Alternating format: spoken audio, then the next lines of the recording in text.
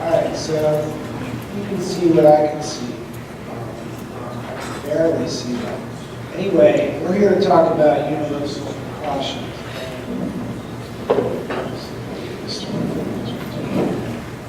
Does this work?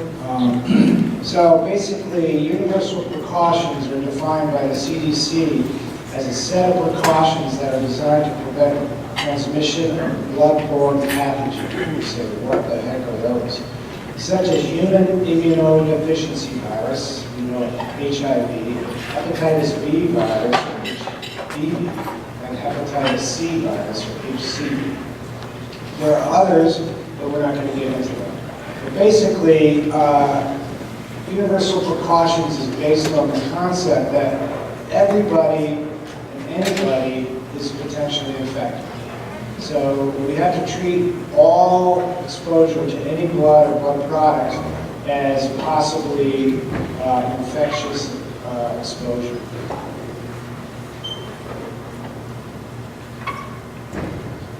So what are blood-borne pathogens? I just told you. It's hepatitis B, hepatitis C, and HIV. So those are the ones that we're most concerned about. Those are the ones that can be transmitted through blood-to-blood contact.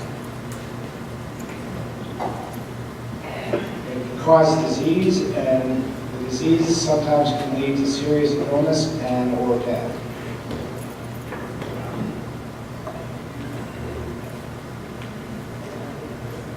So who's covered by the OSHA's blood-borne pathogen standard? So any employee who has the potential to be exposed to blood or other potentially infectious materials, OPIM, are covered through this. So anybody who provides first aid that's required as their job, anybody who would reasonably be anticipated to have possible skin, eye, mucous membrane, or other potential contact with blood or blood products that may result from their performance of their duties. Blood is defined as anything that comes from human blood, blood components, or products that are derived from human blood. Other potentially infectious materials, OPIM, include any other bodily fluids, semen, vaginal secretions, cerebrospinal fluid, synovial fluid, pleural fluid, pericardial, peritoneal, and amniotic fluid. While saliva is not considered infectious in dental procedures because it usually contains blood, that's the difference. So, how do you protect yourself? By assuming everything is infectious. And, essentially, hepatitis B can remain infectious outside of the body for up to 7 days. And for that reason, it's really important that any kind of spill of blood be cleaned up and decontaminated immediately, which then will hopefully reduce the risk of somebody else picking that up. So understanding how blood-borne pathogens are transmitted will help reduce your risk of exposure and infection. So casual contact, like shaking hands, hugging, or using a telephone, does not contribute to the transmission of any blood-borne pathogens. Only through direct contact with blood or other potentially infectious bodily fluids can exposure lead to an infection. Incidental contact with contaminated objects, such as countertop bedding or clothing, can also cause an exposure incident if those surfaces have blood on them. Certain fluids do not spread pathogens.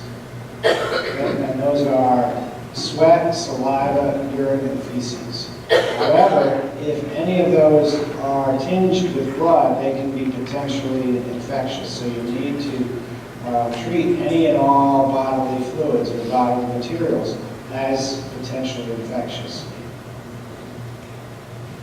How do you do that? You use personal protective equipment. And that includes gloves, gowns, aprons, masks, and protective eyewear. These are used to help reduce your exposure to any fluids or bodily fluids that might splash or get on your clothing or get in your eyes.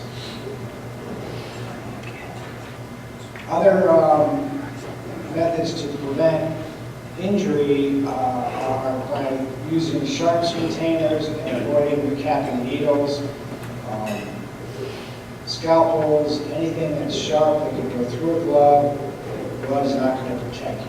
So you have to be particularly mindful of the fact that sharp objects need to be treated in a particular fashion. Pregnant healthcare workers, while they're not at increased risk, anybody that does become infected during pregnancy can transmit that to the fetus. So the infant is at risk for infection. As a result, pregnant healthcare workers need to be especially familiar with these precautions. So the different methods to control the risk of exposure. You have two basic concepts. One is engineering controls, and the other is work practice controls. Every organization needs to have an exposure control plan. We have one, it's not particularly adequate, but we do have one. It outlines the use of engineering and work practice controls, personal protective equipment, housekeeping, containment and labeling of potentially infectious material. And then another key component includes the listing of site-specific means by which the facility will reduce the employee risk. These methods include appropriate training, such as this, communication, hazardous hepatitis, communication of hazards, hepatitis B vaccination for anybody who has an occupational risk exposure, and then the methods for post-exposure evaluation and follow-up. Proper record keeping and a sharp injury log.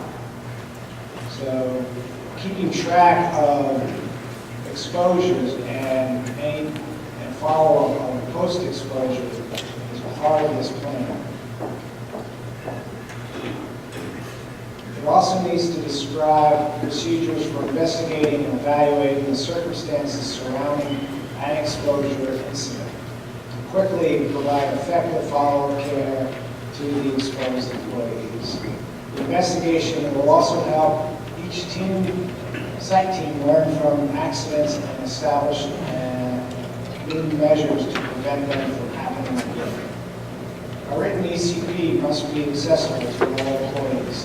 It must be reviewed and updated annually, or when alterations in procedures create the possibility of new exposure risk. Additionally, non-managerial employees who provide direct patient care must be asked to provide input into the identification and evaluation and selection of effective controls to isolate and remove blood-borne pathogens from the workplace. And what that means is basically if anybody is going to be exposed, you need to listen to what they have to say in terms of reduce that risk. Even though an employee's job description may include information regarding potential exposure, it may not be required.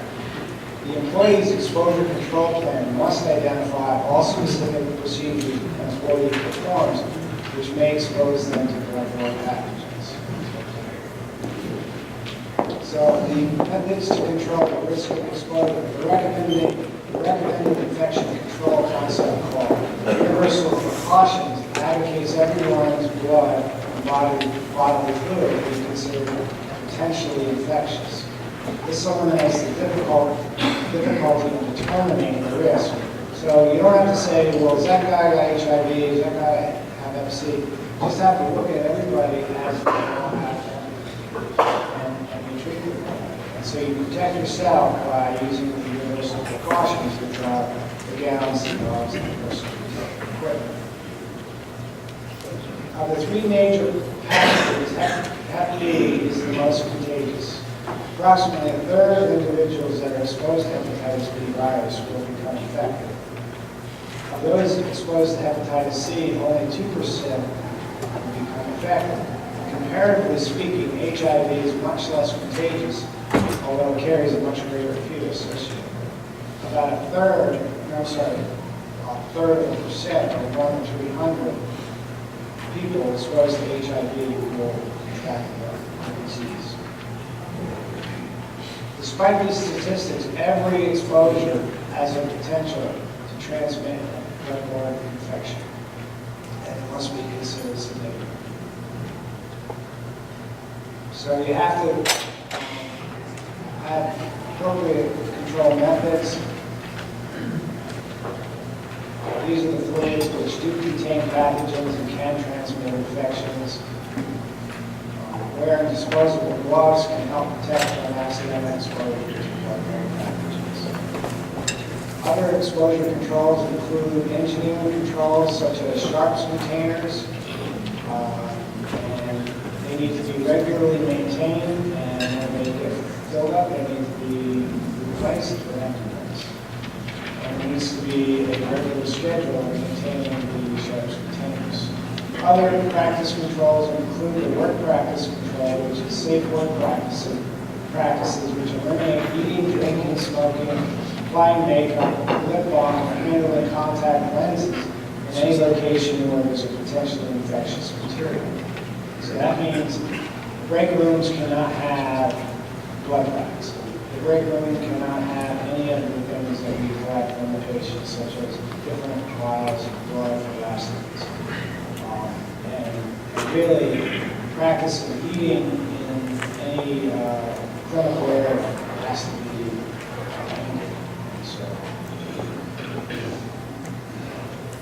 work practice controls focus on the way tasks are performed. And for example, when you're using disposable gloves, you need to know how to properly remove the gloves so that you're not going to then take whatever's on the surface of the glove and get that on yourself.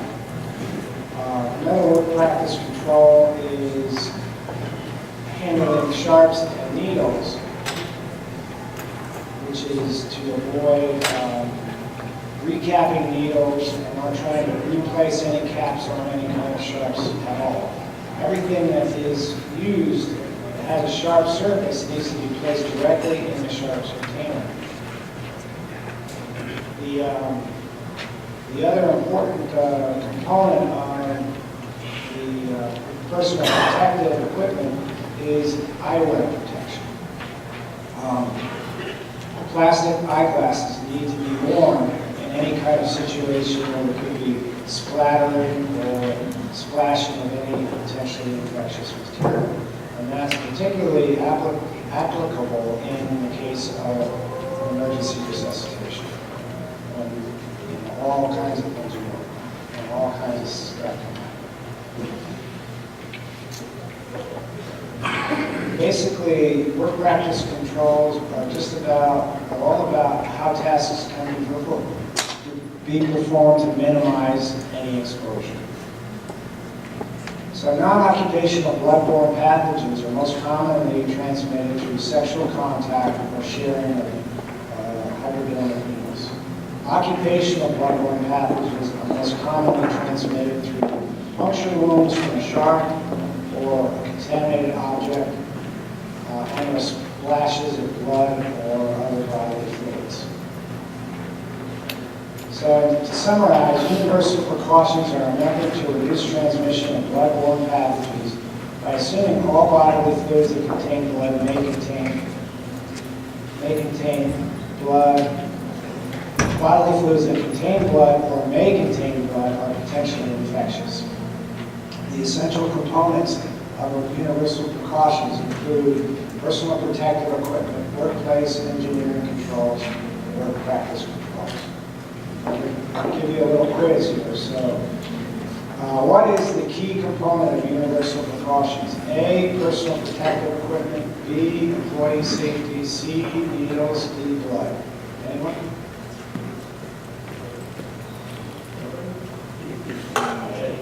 A. A is correct. So universal precautions, blood and certain bodily fluids are considered potentially infectious for A, all bloodborne and airborne pathogens. B, HIV, hepatitis B, Hep B virus, and other bloodborne pathogens. C is AIDS, HCV, and other airborne pathogens. And D is HCV, HIV, and HPV. A is correct.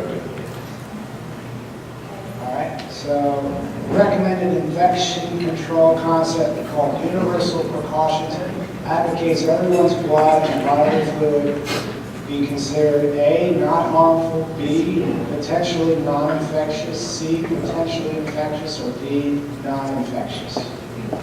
C. All right, this is the last one. 2 essential control strategies employees use to eliminate or minimize the transmission of bloodborne diseases in the workplace are A, elimination and administrative controls, B, substitution and elimination controls, C, administrative and substitution controls, D, engineering and work practice controls. You guys are good. All right, you should blank before doing anything else after exposure to a bloodborne pathogen or OPIM. A, wash all exposed body parts. B, report the incident to your supervisor. D, C, wash all of your clothing. D, take a break to calm down. I said that B. So the answer is actually A. You got to wash anything that's been exposed. You need to wash it off as quickly as possible. And that's what we got. Anybody have any questions?